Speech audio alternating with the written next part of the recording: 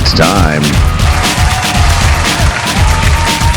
From the Personal Liberty Digest studios behind a locked steel door, I'm Ben Crystal, and this is the Grade 8 for the week of February 24th. This week's edition is brought to you by Easy Health Options. Click the link below to claim your copy of Dr. Michael Cutler's urgent medical expose, Hushed Up Natural Heart Cures and the Deadly Deceptions of Popular Heart Treatments.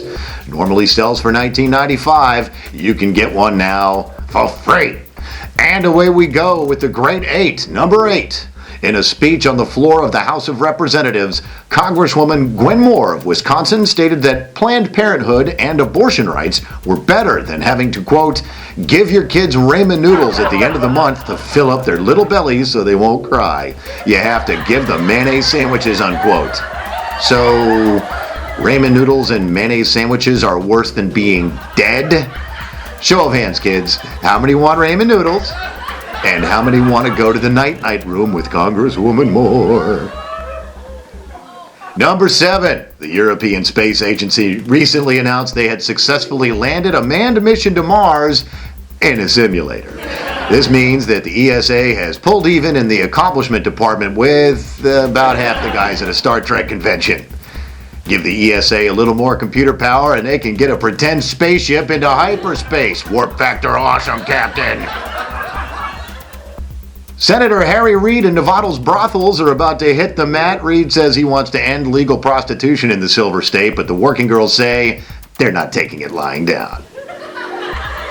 Number 5. The Obama administration announced this week they would no longer pursue defense of the Defense of Marriage Act because the president believes it violates the Constitution.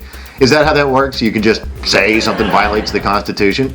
All right. As of now, the AFL-CIO and Hawaiian pizza are unconstitutional. I mean, really.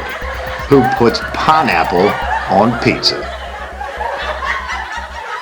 Number 4, former Obama White House Chief of Staff Rahm Emanuel has overcome residency issues to win election as the mayor of Chicago. The issue was Emanuel didn't exactly live in Chicago. But since when did living at all become a part of Windy City politics?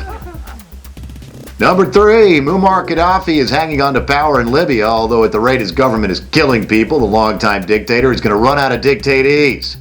This guy really is just an evil henchman and a fluffy white cat from being a James Bond movie villain, isn't he? At least an Austin Powers villain. I'll leave Libya for $1 million. Number 2, speaking of Gaddafi, according to the UN's High Commissioner for Human Rights, the Gaddafi regime's slaughter of civilian protesters may represent crimes against humanity. They may? What do they need to be sure of it?